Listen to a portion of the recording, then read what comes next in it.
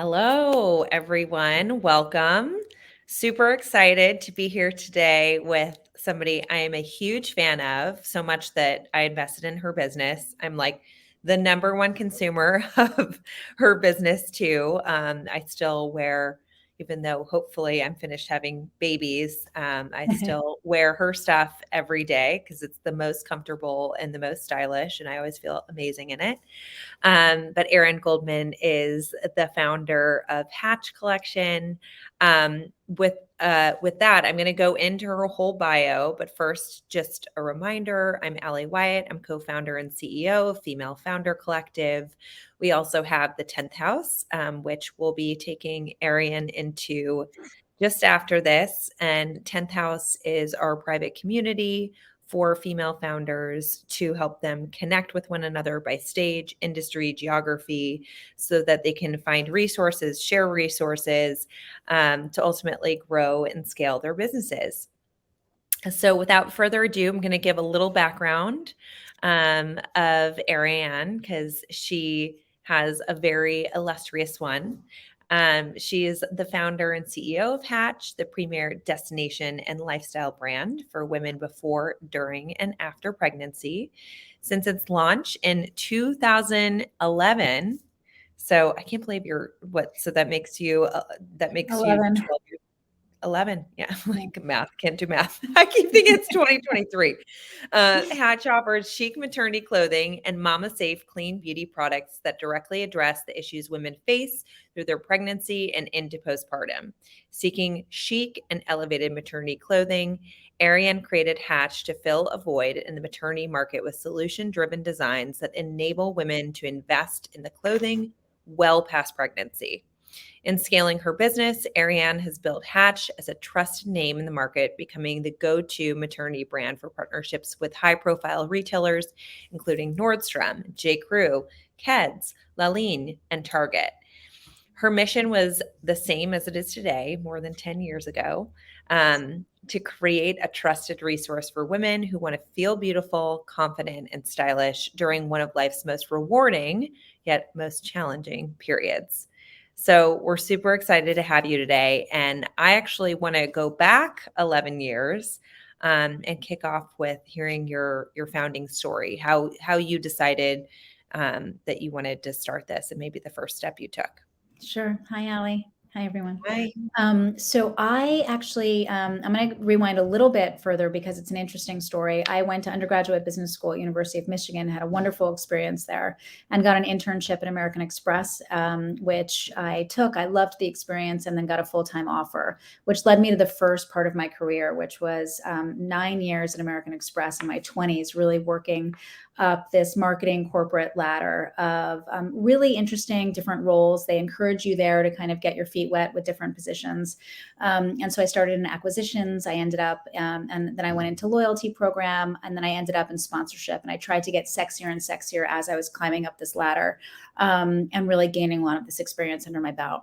But it was really, there was just something inside of me that was kind of waiting to burst, that I just really couldn't fly and feel the freedom and exert my creative juices as much as I wanted to. And so that's when I knew that there was more to my, future career. And so I enrolled in Parsons at night here in New York to really get to get a taste of what it would be like to be a creative. And I did it in interior design and quickly learned that I have no that idea wasn't about for any me. of this, by the way. I'm telling you the whole story, Allie.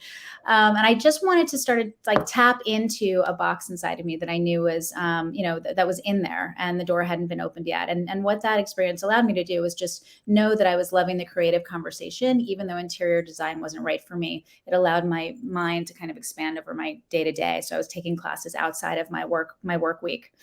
And from there, I was engaged at the time to my wonderful husband, Max. And when I was planning my wedding, I realized that there was a white space in bridesmaids dresses Mhm. Again, I was going through an experience in my life and realized that nobody was talking to me. And so I went to a pattern maker here on 39th Street, and with an idea of allowing all of my bridesmaids to feel beautiful, but wear a dress that they wanted to wear, not that I made them wear.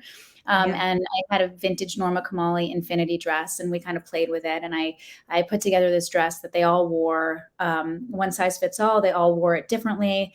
The reaction down my aisle was phenomenal. And so I started a side hustle while working at Amex of this bridesmaids dress business that started to really kind of ramp. I got on the Martha Stewart show and I presented 8 women with different body types in the same dress. Needless to say, the phone didn't stop ringing. And I finally gained the courage to quit my corporate job and to really start my first brand, which was called Two Birds. When was that? Oh gosh, you're really dating me. It was Well, 2006. I mean, not necessarily in time for like, when did you know, okay, it's time to quit the corporate job? Because I think a lot of founders have that question. And it's so fair. I needed a paycheck. I needed to know that I was going to be able to cover my costs, pay my rent, and I needed that security. But I was also so inspired and wanted to be creative and released from kind of that churn. And so I really jumped. I was really able to jump into my own endeavor when I knew that the demand for the product was going to be meaningful enough that commanded all of my attention, but that the money and the kind of the incoming dollars would be coming from this other source. And so I probably had the side hustle for about 6 to 8 months before I really kind of grew the courage to do that. And that's real. I mean, we need incoming paychecks to pay these expenses, and that's real. So I was able and very lucky to be able to do both while I gained that courage. So I started Two Birds. I packed a duffel bag of these dresses. Over the next 3 years, I took the concept to Australia, to London, to Toronto, New York, and LA, and opened up little ateliers. I found business partners in these international countries because they were more in tune with the business philosophy and kind of how to run a business locally. And I set up this wonderful, beautiful brand, very grassroots, homegrown. At the time, it wasn't D2C. It was, for every person you market to, you sell 5 dresses because that's like the average number of bridesmaids in a bridal party. So it was a really beautiful business model. You get paid up Like great front. average order value too. Oh my God, you get paid up front. You're not sitting on inventory, and there's no returns. So it was just a phenomenal golden business model. And from there, it was wonderful. I got pregnant a couple years after the wedding. And that's when I realized that there was another white space in a brand speaking to me during this stage that I was going through as a woman with money to spend. And I'm inspired by white spaces and opportunities there. And that's where I think, based on the confidence and my wisdom growing from Two Birds, I was able to say, let me do this again. But now let's talk to women, because there must be many women like me who are looking for a friend, a companion, a brand out there that knows what I'm about to embark on, who can teach me and provide me product. And it wasn't there. And so that's when I decided so I lent myself about $200,000 at the time to start Hatch from Two Birds, a different business model. This was at the time when Warby and all these wonderful D2C kind of OGs were launching in the market, and realized that really investing in inventory and building a website was going to be how this was going to work. And that really requires a lot more dollars in advance. And so started Hatch. And for the first 3 months, Allie, it was so beautiful. I was so proud. I started with 12 key pieces that I thought every woman would need. The premise of the company is that you're going to invest in pieces that you can wear before pregnancy, during, and thereafter, right? So you don't have to be pregnant, and you can actually really find beautiful things that just celebrate your growing body. For the first 3 months, nobody came to the website, and it was just this disaster of just, what have I done? I looked at my husband and I said, I can't believe, thank you for believing in me, but I really think that I made a mistake here. And do you think my job at American Express is still open? Oh man. And lo and behold, I got a call from a writer at the New York Times style section who said, I see what you're doing. I think it's pretty cool. You're going against the odds right now, the current, and we're going to do a little write up on the style section. And, the New York Times isn't necessarily a big revenue driver, but it's a real big it builds credibility. And so once that article launched, the momentum started to kick in, and the orders started to come in slowly. And and that's when the journey began. And I bootstrapped the Bit brand for the first 6 years. So I built the brand brick Yeah. by brick. I wore every hat. I designed the collection. I was in the factories all day. I came back. I printed the UPS labels. I had an alias as a customer service representative. I designed the emails. I deployed them. I mean, I was literally wearing every single hat in the organization. And in retrospect, it's the most amazing, beautiful time that kind of comes with the territory. So let's talk about that for a second, because I think, we talked a bit before this, before we jumped on, about the fact that it's a long journey, right? So many people think it happens overnight. What were those sort of watershed or milestone moments in the business where you were like, okay, this is a step change. I'm now going to invest in bringing in a certain person, or maybe now it's time for us to go out and seek venture funding, or I need to pivot myself from being customer service to focusing on, creative vision and strategy for the business. Absolutely, which is where I am today, but it's Yeah. taken a long time to kind of build the team and to really kind of hone in on where I'm most valuable and what I want to Yeah. be doing so that you can at least enjoy this journey. So I'm more, even though I have a business sense and I went to business school, I'm really a creative marketing. That's where I'm most comfortable. And that's where I think that's like my best self. And so the first hire I made when I started Hatch was kind of a generalist, right? Because I Yeah. needed hands, just hands to kind of do everything that was keeping the business alive. And then only after years and really desperation, you really break before you hire because you usually don't have the dollars to bring people in if you don't raise Yeah. money to start. And so these areas of the business would just basically, malfunction or break until I realized, all right, I don't have this. I can't do this on my own. And I think production was a big piece of it because that was time consuming. So I remember that being one of the first roles that I hired, was someone who could really look at purchase orders, look at website orders, manage the factory, the fabric. It's a whole beast of making product. And that was one area that I think I started to kind of hire into early. Yeah. Um, and then having a generalist to be, just be hands. And then, again, as an entrepreneur, you're not necessarily a CEO yet, right? Because you have an idea and you start the hustle to kind of get these things going. And here I am in an organization with 50 plus employees, and there's structure, and there's resources, there's HR, and it's just incredible the steps along the way that have just kind of signaled it's time for this. And one of the biggest moments, I mean, there have been so many moments where there's been a step change, but I took the brand. So at the time that I launched Hatch, I didn't really necessarily pay in top of funnel digital marketing. I didn't have the money to. And so I really went about it the old grassroots way of trunk shows around the country, meeting my Yeah. customer, listening to her about what she wanted, getting the word out. I did a heavy PR gifting strategy because I'm a New Yorker. There were a lot of stylists that I have relationships with. So we got celebrities in it pretty quickly. And so we really built the brand from ground up, which I'm really proud of. But then in listening to my audience and the customers, when I would meet with them in person, I knew that they wanted more. They wanted beauty. They needed they needed leggings. They needed all different categories that were quite capital intensive. And so I knew that I needed to raise money. And that was about 6 years into the brand. And in order to do that, I needed help. And that's when I found, humbly, I found my COO, who's been the partner by my side since then, who really she focuses on everything I'm not. We now divide and conquer. She's Yeah. finance operations, and just that click of knowing that I needed help was a huge moment for the brand and for the business and for growth. Because in asking for that help, she's enabled us to just grow and really scale beautifully. And it's wonderful that you realize that, and then also sort of the key areas that you didn't want to focus on, right? Because Correct, then that and that's enables you to okay. figure out what are the areas that somebody else can sort of help with. I I love mean, that. it's really, Allie, it's really hard to be aces in every category. We're not Yeah. supposed to be, right? It's good Yeah. enough to come up with the idea and have the passion and the inspiration behind the product. But to run everything as well as it needs to be as you grow a company, like it's just not physically possible to be everything and everyone and do great at it all.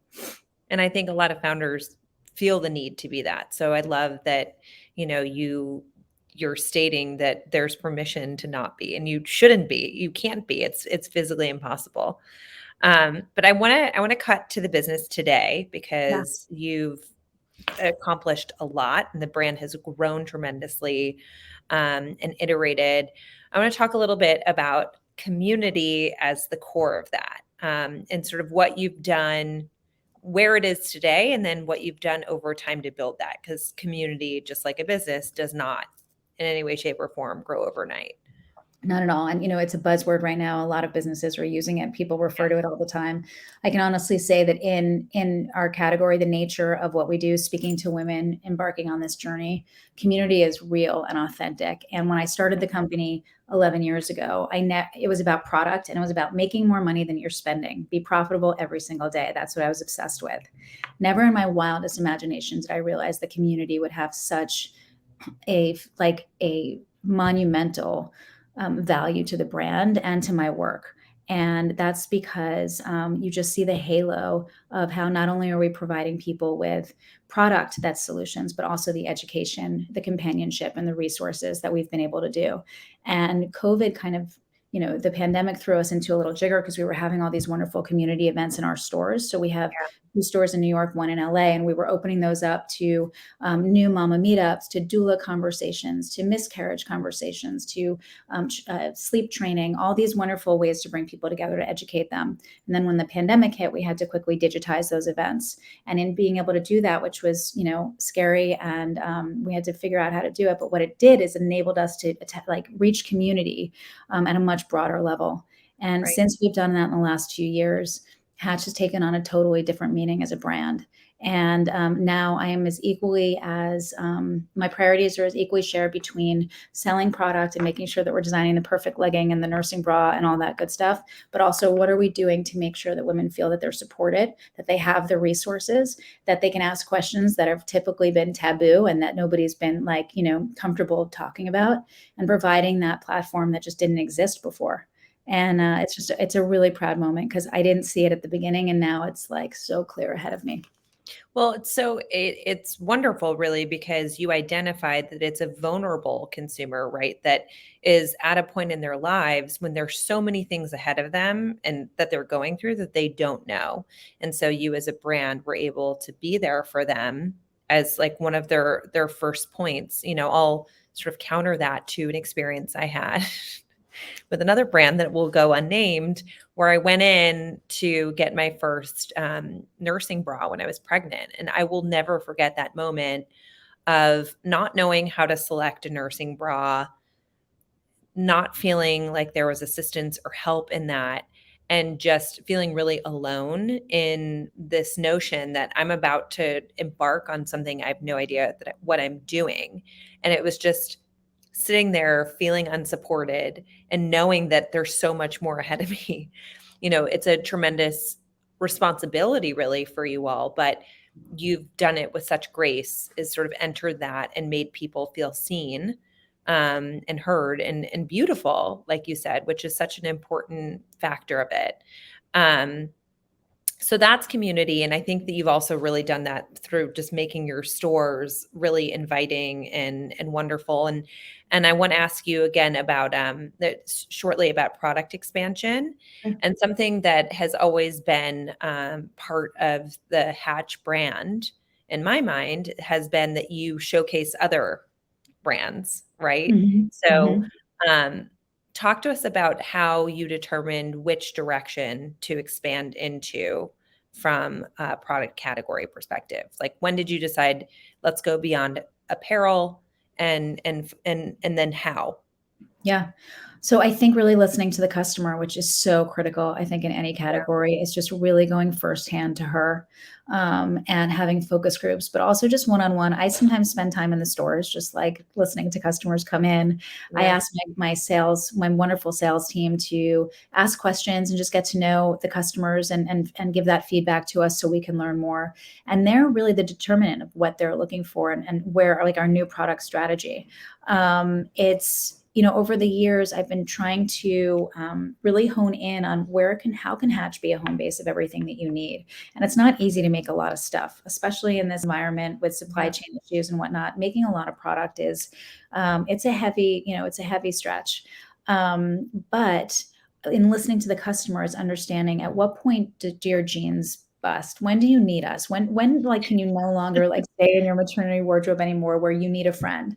And that's where we start to kind of really go through the life cycle with her. And so it started off with 12 key pieces. And then eventually we went into more workwear at the time. This is obviously years ago. And then we went into swim and evening wear and these areas where they needed, like women need an option for a very, not only basics to get them through their everyday, but like specific categories that they need us for in terms of going on a vacation and their bathing suits don't fit, going to a wedding and they need something for the occasion. It's really just kind of dictated by her life moments. But the big aha moments are like the category breakers.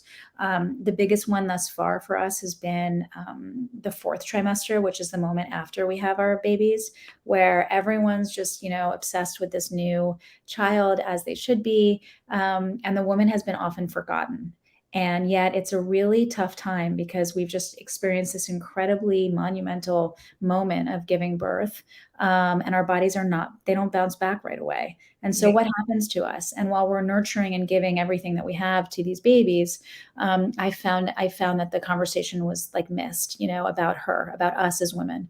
And so we started a fourth trimester category. And fortunately, we had been in development, but over the pandemic, we launched it, which it was really stuff to make you feel better and breathable and organic at home when you're kind of nesting and you're just kind of getting back to yourself. And so the timing actually worked out really well because people were home.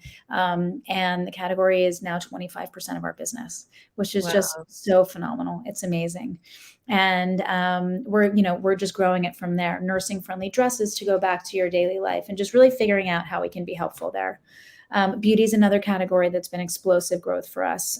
Listening to women, talk about their recommendations that they were getting from their doctor, from their girlfriend, their cousins, their blogs, right? But there was no home base that was saying, this is what's going to happen to your body and this is what you need. And so once you're gaining that trust as a platform, as a brand for customers, why not give them more of what they need and that education behind it? So that was kind of the inception of Hatch Mama, our clean beauty line, really to kind of combat these ailments that we go through from a beauty perspective and make you feel special along the way.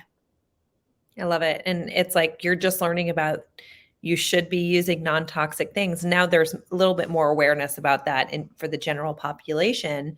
But that was my first introduction to non-toxic and clean. And so it was so wonderful to just be able to go get my Hatch clothes and then actually pick up my belly oil, which I was obsessed with. The best. I'm like, should I still be using that? It's amazing. So then now let's talk about channel, because you started off being primarily direct consumer. Yes. And then you migrated to a number of incredible retail relationships. Mm-hmm. How did you decide when the right time was to expand beyond direct to consumer, and then which partner to go with first? Sure. So at first, I was kind of told by the wiser people around me who had businesses in the D2C world that customer information is like queen. Just hold on to your customer data where you can. And so I held distribution very close to my chest the first few years of the brand. Plus, I was in a category, the niche category. We are who we are because we are the best in class in maternity, but we are niche, right? So there were a lot of people out there that didn't necessarily believe that there was an opportunity in the maternity space. But I figured if I needed something and I wanted to invest in myself, millions of other women must feel the same way. And so really, I was D2C at the beginning, and then it was strategic partnerships. One of my first partnerships was Net-a-Porter, and I'll never forget going to those offices in London. It was the hustle that got me there. It was a friend of a friend who knew the buyer. She happened to have just had a baby, so she understood the void in the market, and sometimes luck just works out, and she believed in us. And so it was a brand equity kind of situation where I realized Net-a-Porter can get our brand out, can tell our story. And Sarah Rutson at the time was head of buying there, and she got on the phone and she just said, I get this. I understand this, the duality of it all. And we shot every piece on a pregnant and a non-pregnant woman so that people could really understand the proposition of the garment. And so it was kind of, aligning with brand equitable partners out there like Net-a-Porter that could help pay the message forward and get distribution out there. But I really didn't go into wholesale for a while because I wanted to own the customer data. It was retail that I had the itch to do because I'm a big believer in surprise and delight, that the product should be better when you touch it and see it in person than it is on a two-dimensional website. And so I knew that bringing the product to market, providing that experience, the candle that you smell, the music that's in the background, the flowers that you're choosing, the whole experience of the brand. I mean, that 360 is really critical. And so when in terms of omni-channel retail and opening up our Bleecker Street store here was like one of the bigger moves of just really like kind of broadening our blueprint and getting out there in a different way. And from there, we were able to build community.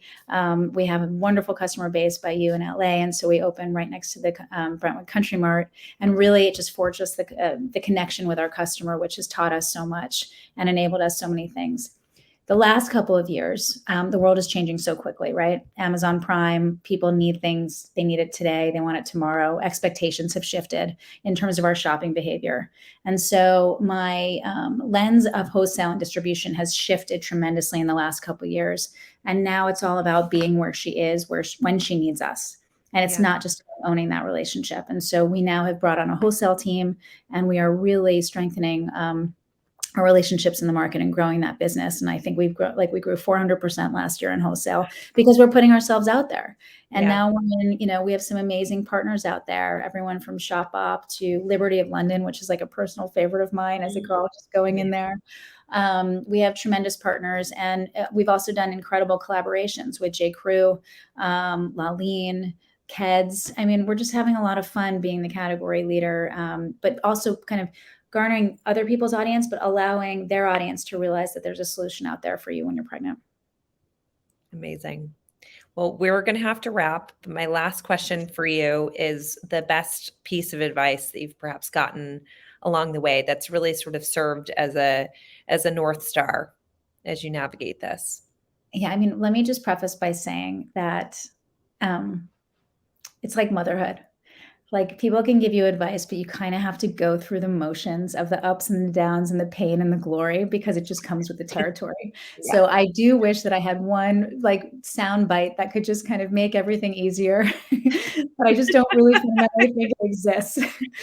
So, I mean, and the one piece of advice that just stays with me is, try to laugh a little, because the curveballs that are thrown, the macro environment, the things that happen around us, you kind of have to just see the light a little bit. And so sometimes in my darkest days, and how am I going to get out of this? How am I going to move forward? All these things.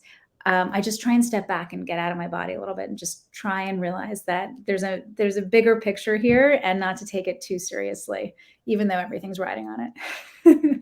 I love that. It's true though. It's like they're just constant fires. So you have to kind of take a step back and enjoy the ride.